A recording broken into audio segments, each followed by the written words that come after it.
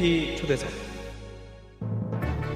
안녕하세요. KTV와 복지TV, KBRC가 함께 만들어가는 이창훈의 포피 초대석 이창훈입니다. 오늘 포피 초대석 제12회 음악으로 소통하는 두 분 함께 할 텐데요. 먼저 슈퍼스타 K 시즌1에서 이효리를 울린 참가자라는 애칭을 얻은 한 분, 또 히든싱어 시즌1 김종서 편에 출연해서 준우승하며 왕중완전에 진출했던 한 분 모셨습니다. 바로 이 두 분인데요. 가수 김국환 씨와 이은학 씨입니다. 안녕하세요. 안녕하세요. 반갑습니다. 자, 먼저 각자 소개를 해주시죠. 먼저 김국환 씨부터 소개해 주시죠. 네, 안녕하세요. 슈퍼스타 K 시즌1 이효리를 울린 남자라고 소개된 시각장애인 가수 김국환이라고 합니다. 반갑습니다. 네, 반갑습니다. 네, 안녕하세요. 저는 히든싱어 김종서 씨 편에 출연해서 많은 분들께 얼굴을 알린 가수 이현학이라고 합니다. 안녕하세요. 네, 반갑습니다. 두 분과 재미있는 이야기 또 쏠쏠한 재미를 느낄 수 있는 방송 준비되어 있는데요. 자, 먼저 어렸을 때부터 좀 이야기를 시간순으로 얘기를 좀 진행해 보도록 하죠. 두 분 다 시각장애인이십니다. 네. 그 실명하게 된 계기, 언제 시각장애인지 얘기를 나눠보죠. 국환 씨는 언제 실명하셨어요?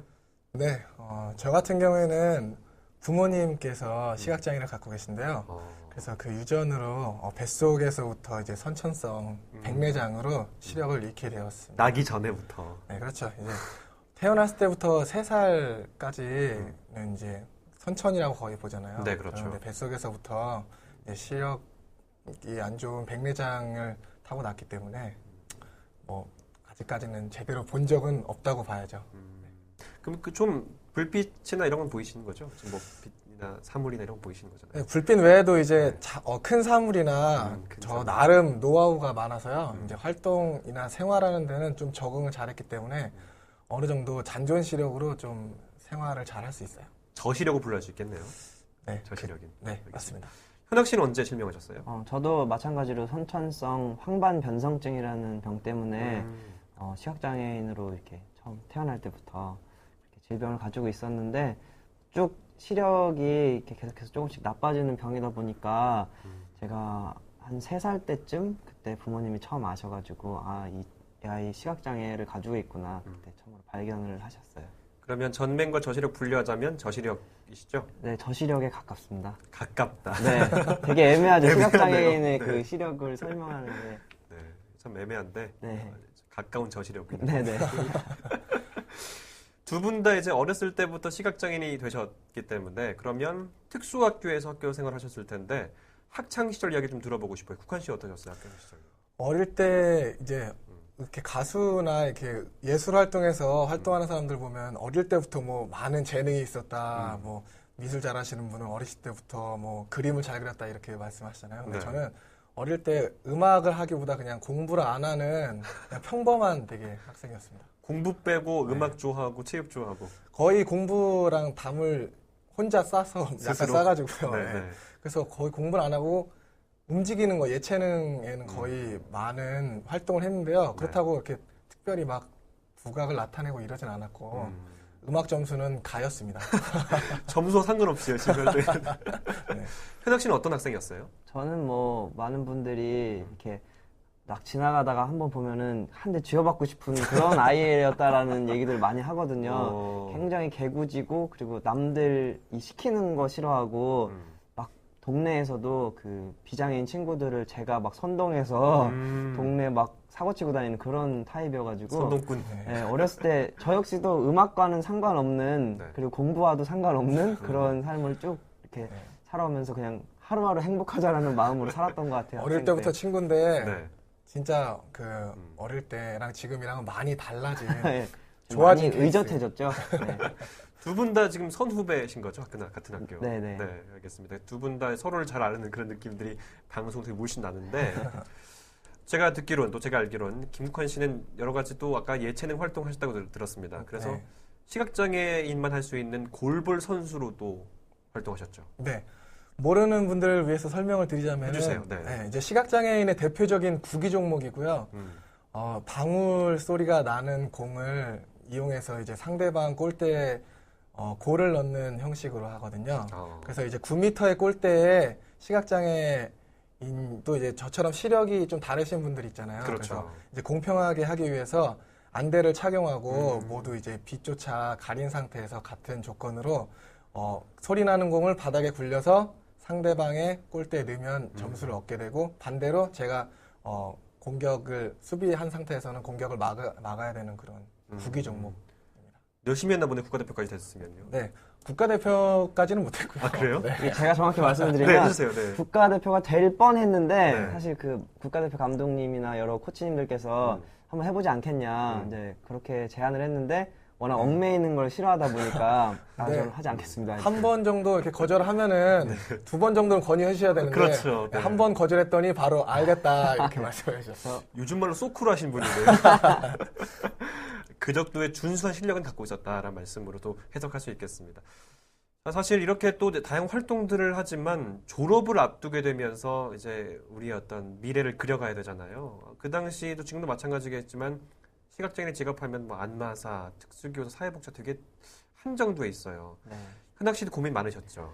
저 역시 이제 수능 끝나고 네. 막 과를 선택하는데 제가 선택한 그때 당시과는 국어교육과였어요. 국어교육과. 네. 당연히 시각장애인 졸업하면은 네, 말씀하신 대로 교사, 사회복지사 아니면 안마사 이 셋 중에 하나였는데 그나마 저는 저의 적성에는 교사가 제일 맞는 게 아닐까라는 생각에서 국어교육과를 선택하고 다니게 됐는데 정말 공부랑 상관없이 살다 보니까 내가 누굴 가르친다는 것조차도 네. 이 쉬운 게 아니고 나랑 맞지 않는구나라는 거를 이렇게 발견하면서 꼭 그 세 가지 직업 말고도 내가 새로운 직업을 좀 개척자의 입장에서 열어 나가다 보면 내 후배들도 선택의 폭이 3개가 아니라 4개, 5개, 6개로 늘어날 수 있지 않을까라는 생각을 하면서 그러면 이렇게 문화 공연, 또 예술 활동을 한번 해보자라는 생각을 해서 그 길로 접어들게 됐어요. 선택지 넓히자는 측면이군요. 뭐 실제로 근데 네. 안마를 그렇게 잘하는 스타일도 아니에요. 네, 제가 잘할 수 있는 걸 하자라는 마음이었죠. 국환 씨는 안마를 했었죠? 저는 안마를 직업으로 가진 적이 꽤 긴 시간 동안 잠시 직업을 했는데 저는 어릴 때부터 안마를 잘하긴 했어요. 아. 제 유일하게 스스로 잘한 거. 성적이 높은 게 안마였거든요. 그래서 수를 받았는데 오. 한 학년에 수를 4명만 주거든요. 재밌네. 음악은 가인데 안마는 수였거든요. 그래서 네. 안마를 하면서 이게 시각장애인들이 많이 하는 직업이기 때문에 자연스럽게 흘러가게 돼서 안마를 했지만 또 하면서 그 비장애인들이 치료를 받으러 오니까 그 비장애인들과 좀 소통하는 거에 재미가 좀 있고. 있어서 꽤 그래도 힘들긴 했지만 그 직업으로서는 그렇게 좋은 직업일 수도 있겠다. 나쁜 직업은 아니다. 이런 생각을 했기 때문에 안마를 잘했습니다. 네. 돈도 적당히 벌었고요. 이 대화 요지는 안마를 잘했다는 건데요. 한 분은 이제 국어교육과 또 한 분은 안마 일을 하면서 또 활동해 오시다가 이제 음악이라는 걸 선택하게 되는 거잖아요. 결국은요. 그러면 왜 노래하는 사람이 되고 싶었는지 현학 씨. 저는 사실 고등학교 시절에 무대 공포증이 있었어요. 무대 공포증은 물론 약간의 소수의 대중이 모여 있어도 네. 그 앞에 나서는 것조차 두려워했었는데 그래도 친구들이랑 왜 노래방 같은 데 가면은 막 재밌게 노래 부르고도 하잖아요. 쏠쏠하죠, 그 재미. 네, 그래서 부르다 보니까 그래도 내가 노래 못하는 편이 아니다라는 생각을 가지고 있었어요, 그때. 스스로요? 네. 왜냐면 못하는 친구들이 진짜 많으니까 그나마 나 보통은 되는구나라는 생각을 하고 있었는데 비교급으로 인해서. 네, 네. 우연한 기회에 이제 대학교 시절에 노래를 할 기회가 생겼어요. 좀 여러 명 앞에서. 근데 네. 생각보다 그때 하니까 덜 떨리더라고요. 나이가 들어서인지 몰라도. 오. 제가 노래를 하고 나서 그 극소수의 분이지만 목소리가 참 좋고 네 노래를 들으니까 힘이 난다라는 얘기를 했어요. 근데 저는 사람들한테 힘 주는 걸 굉장히 좋아하고 위로해 주는 걸 또 좋아하거든요. 그래서 노래로 사람을 위로하고 힘을 줄 수 있구나라는 걸 발견하고 나서 되게 기분 좋았거든요. 왜냐면 무대 공포증은 있었지만 사실 노래하는 걸 좋아했었기 때문에 그래서 한번 내가 좋아하는 힘주고 위로주는 일을 하면서 내가 좋아하는 또 노래도 할 수 있으니까 정말 두 마리 토끼를 잡을 수 있겠구나라는 생각하면서 노래를 시작했죠. 국환 씨는 사실 가수가 되게 된 계기는 슈퍼스타K 시즌 1 얘기 안 할 수 없잖아요. 네. 얘기 좀 들려주세요. 왜 나가시게 된 거예요? 근데 되게 민망한데 이게 네. 너무 5년 전 얘기라. 해야죠, 그래도. 네. 요즘에는 이렇게 지금 6까지 나오잖아요. 그렇죠. 6까지 나왔죠. 네. 근데 제가 할 때만 해도 1이었기 때문에 아무런 정보가 없었어요. 근데 저는 그 전에도 노래방이나 아니면은 노래하는 가요제 같은 데 나가서 상금 타는 재미로 나갔거든요. 쏠쏠하죠. 네, 상금 타는 재미 나갔기 때문에 뭐 등수에 들 때도 있고 못 들 때도 있었기 때문에 전혀 부담스럽지가 않았어요. 그런데 어느 날 이제 제가 다니는 교회는 이제 네. 시각장애인들이 다니시는 교회거든요. 그래서 시각장애인 분이 한 300분 다니시는데 그 방송국에서 이제 연락이 왔어요. 어떤 프로그램을 하는데 시각장애인들 중에 노래하시는 분이 있으면 추천을 해달라.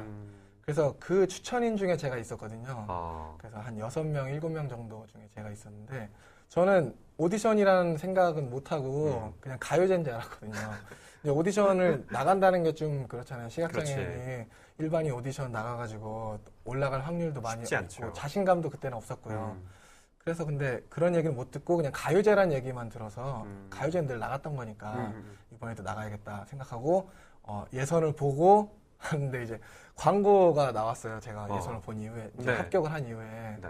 근데 이제 엄청난 광고인 거예요. 뭐 심사위원이 누구고 가수 이효리 씨고 양현석 씨고 이제 이런 걸 봤을 때 이거는 내가 생각하던 프로그램이 아니구나. 그때 정신 갑자기 차리고 네. 예선을 봤는데 72만 명이라는 사람들이 도전했다는 얘기를 듣고 갑자기 심장이 쿵쾅거리면서 이건 정말 열심히 해야 되는 프로구나. 하지만 기대 안 하고 이제 부담을 느끼면 안 되겠다는 생각에 그전에도 많이 떨어져는 봤기 때문에 떨어지겠다는 생각으로 열심히는 했는데 결과가 어떻게 이렇게 됐습니다. 그가 계기가 돼서 지금 또 활동을 하긴 어떤 출발점이라고 할까요? 네. 뭐 그렇게 될 수 있을 것 같은데 현학 씨는 히든싱어 시즌 1에 나갔잖아요. 네. 어떻게 해서 나가게 된 거예요? 제가 예전에 스타킹이라는 프로그램에 출연한 적이 있어요. 근데 그때 이제 작가분들이 저 친구가 조금 끼가 있네라는 생각을 하셨던 것 같아요. 그래서 네. 그 작가분들이 히든싱어를 만드시면서 저에게 연락이 와서 혹시 모창하실 수 있으세요?라고 물어보셔가지고 저는 이제 뭐든지 다 한번 해보겠다고 해서 이제 찾아갔거든요. 그러다가 여러 가수분들을 했는데 그 중에서 이제 김종서 씨가 재밌었고 또 잘한다라고 하셔가지고 그렇게 출연을 하게 됐어요. 어떤 가수들 했었어요 그때? 그때 박효신 씨를 했었고 박효신 씨랑 김종서 씨 두 분을 했어요. 그때는 많이 안 했네요. 네, 기획된 분이 그렇게 두 분이어가지고 네, 그렇게 박효신 씨 한번 살짝 들려주세요. 어떤 식으로 박효신 했는지. 씨는 네. 제가 그때 이렇게 시작을 해서 네. 준비 없이 비를 만난 것처럼 그렇게 했어요? 했었죠. 네, 그런데 사람들이 차라리 김종서 해라. 네, 이거 박효신 씨 말고 다른 분은 없으냐? 이렇게 혹시 김종서 씨는 못하세요? 그렇게 하셨어요. 네. 그냥 재미삼아 많이 했었으니까 네, 어떻게? 그때 제가 처음이 아니야 이렇게 했는데 네. 너무 좋아하시는 거예요. 그래가지고 저 친구 김종서 편에 꼭 출연해야겠다 해가지고 또 출연을 하게 됐죠. 그때. 재미로 한번 한 수를 불렀는데 네. 이게 그 재미가 더 커졌네요. 전 진짜 그냥 방송에 재미로 진짜 한번 나갔어요. 네. 근데 진짜 욕심을 버리는 순간 딱 손에 잡히더라고요. 그래서 네. 전혀 그 방송 진행되는 중에도 녹화하는 중에도 내가 뭐 1차로 안 떨어지면 다행이지라는 생각을 했는데 막 그 패널 분들이 제 번호를 막 지목하면서 너무 비슷하다고 하시는 거예요. 심지어 막 김경호 씨까지도 그렇지, 저를 맞아요. 김종서 씨라고 막 이렇게 지목을 하시고 그래서 묘한 재미가 느껴져가지고 즐기면서 했더니 잘 됐던 것 같아요. 그러니까 창피함만 면하자 이거였잖아요, 맞죠? 네, 정확히 맞죠. 말하면. 정말 네. 친척들이 보는데 에이, 떨어졌네 이렇게 하면은 좀 부모님한테 죄송하니까. 제가 이제 현장에서 응원을 갔는데 네. 그 안에서도 이제 우승 후보가 있잖아요. 있죠. 그래서 처음 리허설 할 때부터 봤는데 정말 잘하시는 분들이 많았는데 현학 씨는 금방 떨어지겠구나. 2차쯤에서. 네, 2차쯤에서 떨어질 것 같다. 그런 생각을 했는데 사람들이 들으면서 점점 현학 씨가 올라갈수록 비슷해지는 거예요, 점점. 그래가지고 술렁술렁거려가지고 그때 스태프들이 정말 스태프들마저 깜짝 놀래가지고 준우승은 진짜 뜻밖이었죠. 이렇게 이제 두 분이 미디어에 노출되면서 많은 화제를 낳았잖아요. 특히 이제 국환 씨한테 물어보고 싶은 건 정말 많은 사람들이 알아봤을 텐데 어떠셨어요? 그 기분 얘기 좀 해주세요. 자꾸 옛날 얘기를 꺼내니까 자꾸 네, 해야죠. 그렇긴 한데 지금은 제가 이제 대중교통을 이용하고 이제 편안히 다닐 수 있는데 그때 제가 그 검색어 포털 사이트에 제 검색어 1위를 3일 동안 했거든요. 근데 제가 자기 전에는 검색어에 제 이름이 없는데 자고 일어났을 때 검색어가 갑자기 떠있는 그런 상황이었어요. 그러니까 하루아침에 그렇게 검색어가 뜬 거죠. 그 이후에 제가 밖을 나갔을 때 저를 알아보시는 분들이 너무 많으셔가지고 제가 길을 걷거나 아니면 지하철을 탈 때 사인을 해달라는 이제 분들이나 요청이. 아니면 네. 저를 보셨다는 분들 너무 이야기를 많이 걸어주셔가지고 네, 네. 한때 정말 대중교통을 못 타고 다닐 정도의 이게 좀 본인 입으로 얘기하기 좀 그렇죠. 좀 얘기 좀 해주세요. 되게 네. 없어 보이네요. 그 학생들이 여고생들이나 여중생들이나 네. 지나가면은 뭐 막 환호를 하면서 막 그 주위로 몰리는 거 있잖아요. 그 몰림 현상 그게 있었는데 네. 전 제 주변 사람 중에 그런 사람이 없었으니까 처음 경험했겠네요. 네, 그때 정말 검색어 1위라는 게 이런 거구나. 정말 절실히 막 실감하면서 와 진짜 웬만한 연예인들은 또 그 쏠림 현상이 사실 없는 분들도 계시잖아요. 있죠. 네. 근데 정말 내 옆에서 항상 같이 있던 형인데 그렇게 확 대중이 쏠리니까 진짜 놀랍고 나 같으면은 정말 거리를 못 걸을 것 같은 거 너무 막 부끄럽고 부담스러울 것 같아가지고 근데 그때 정말 뜨거웠었죠. 검색어 1위의 위력을 직접 또 네. 체험하신 거네요. 그때 슬리퍼를 거의 못 신고 다녔어요. 집 앞에 갈 때 이제 편안히 가야 되는데 네. 자꾸 사람들이랑 이렇게 소통을 해야 되니까 그때 좀 괜히 슈퍼 갈 때도 괜히 옷 좀 잘 입고 다니고 그랬던 지금은 아니죠. 지금은 편하게 슬리퍼 신고 가고 있습니다. 알겠습니다. 아까 현학 씨가 살짝 한 소절 불렀는데 국한 씨도 좀 네. 그때 했던 노래 몇 소 좀 살짝 해주세요. 그때 네. 그때 이제 사람들이 많이 들으신 음악이 이제 심장이 없어라는 곡인데 제가 네. 그 노래를 부르고 나서 이제 직접 원곡을 부르신 에이트 콘서트도 같이 이제 참여도 하게 되고 이랬거든요. 네. 그 노래가 되게 슬픈 노래인데 네. 슬슬 보여주세요. 그래도. 지금 부르자니까 되게 마음을 잡아야겠네요. 네, 한번 좀 보여주시죠. 그때 했던 게 이제 나는 심장이 없어 나는 심장이 없어 그래서 아픈 걸 느낄 리 없어. 너무 짠하네요. 되게 근데 토크 느낌이랑 다르네요. 근데 그때는 이제 네. 감성이 좀 더 지금보다는 있었어요. 왜냐하면 이제 잘한다. 근데.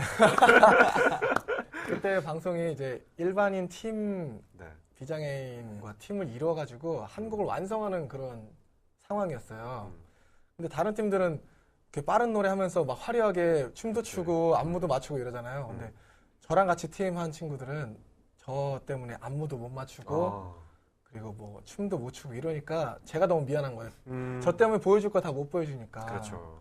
그래서 노래를 하기 전에 친구들한테 미안하다. 좀 나 때문에 이제 춤도 못 추고 뭐 안무 같은 것도 못해서 화려하게 무대를 못 장식해서 미안하다. 그때 감정이 너무 슬픈 감정이 했는데 노래까지 슬펐기 때문에 최고조로 지금 맞았네요. 네, 그때 했던 감정을 지금 내라고 생각하면은 아직 한 3일 정도는 생각을 무리한 부탁이었네요. 네. 어둠 속에 좀 더 있어야 돼요. 알겠습니다. 10월 중 지금 더 블라인드 콘서트를 한다고 들었습니다. 좀 홍보 한번 해주세요. 네. 저희가 그 KTNG 홍대 상상마당 라이브홀에서 네, 10월 11일 날 공연을 해요. 6시 반에. 네. 이번 공연의 제목은 저희 팬 좀 돼주세요 라는 제목을 붙였어요. 사실 저희가 열심히 활동을 이제 한 지 얼마 되진 않았지만 네. 저희의 고정 팬이라고 할까? 그게 가족 또 가까운 지인 말고는 없는 것 같아서 이참에 우리의 고정 팬을 확보하고 그분들과 함께 발 맞춰서 좀 활동을 해보자라는 마음에서 그분들을 초대하는 콘서트를 이제 준비를 했는데 네. 아마 여러분들이 공연하시면은 좀 음악만 들으니까 지루하겠지라는 생각하시겠지만 저희의 공연 항상 재미를 추구하거든요. 다이내믹합니다. 네, 웃어야 한다 그리고 즐거워야 한다라는 게 공연의 저희의 모토기 때문에 네. 아마 오시면 후회하지 않으실 것 같고 많이들 와서 좀 보셨으면 좋겠네요. 10월 11일 토요일 네, 홍대 상상마당에서 진행되는 콘서트 1회만 하나요? 네 저희 딱 1회만 합니다. 놓치지 않으셨으면 좋겠네요. 아까 말씀드렸듯이 저희 팬들이 저희 혈연과 학연으로 이어져 있기 때문에 지연 혁연 네, 혁연. 그렇기 때문에 이제 많은 분들이 오시기가 힘들기 때문에 한 번만 해도 충분하다 생각이 듭니다. 너무 솔직한데요. 네. 알겠습니다. 참 방송을 하면서 다양한 이야기 나눴는데 이제 마무리해야 될 시간이 왔습니다. 각 한 분씩 오늘 방송을 청취하시고 시청하시는 분들에게 한 말씀 나눠주셨으면 좋겠어요. 먼저 현학 씨부터 얘기해 주시죠. 네, 정말 저는 이런 프로그램이 조금 더 많은 분들의 사랑을 받았으면 좋겠어요. 정말요? 네, 정말 탁월한 진행을 하시는데 많은 분들께 알려져서 저희 같은 장애인들의 그리고 많은 그 소식들을 그냥 접할 수 있는 그런 그런 기회가 됐으면 좋겠고 정말 다음에 또 한번 성공한 모습으로 찾아뵙게 되기를 바랍니다. 알겠습니다. 국헌 씨도 한 말씀 해주시죠. 장애가 있으신 분들의 꿈이 있으시다면요. 사실 이창훈 앵커도 지금처럼 되실지 모르셨잖아요. 몰랐습니다. 네. 네. 저도 이렇게 앨범이나 이런 음악 활동을 이렇게 할 수 있게 될지는 전혀 상상도 못했거든요. 근데 중요한 거는 꿈이 있다면 그 꿈을 포기하지 않고 계속 꾸준히 노력하는 것에 있어서 이제 성공을 못하더라도 본인 만족감이 들 만큼의 후회 없는 그런 노력을 하시다 보면은 언젠가는 본인의 목표에 좀 도달할 수 있는 그런 시기가 오니까 좀 장애를 가지시거나 아니면 환경이 어려우신 분들도 그 꿈을 꼭 포기하지 않으셨으면 좋겠습니다. 네, 고맙습니다. 두 분을 만나면서 느꼈던 점은요, 자유하다라는 느꼈어요. 어딘가에 얽매이지 않고 하고 싶은 것들을 또 해나가면서 성취하면서 때로는 얽매이지 않고 자유함이 참 많은 분들이 느껴지지 않나 싶거든요. 여러분들이 하고 싶은 것, 내가 할 수 있는 것, 도전하고 싶은 것들이 있으면 좀 해보는 시간 됐으면 하는 그런 바람을 가져봅니다. 오늘 두 분과 함께 좋은 이야기 나눠서 감사드립니다. 고맙습니다. 고맙습니다. 네, 고맙습니다. 네, 이창훈의 포피 초대석, 저는 다음 주 금요일 오전 10시에 다시 찾아뵙겠습니다. 고맙습니다.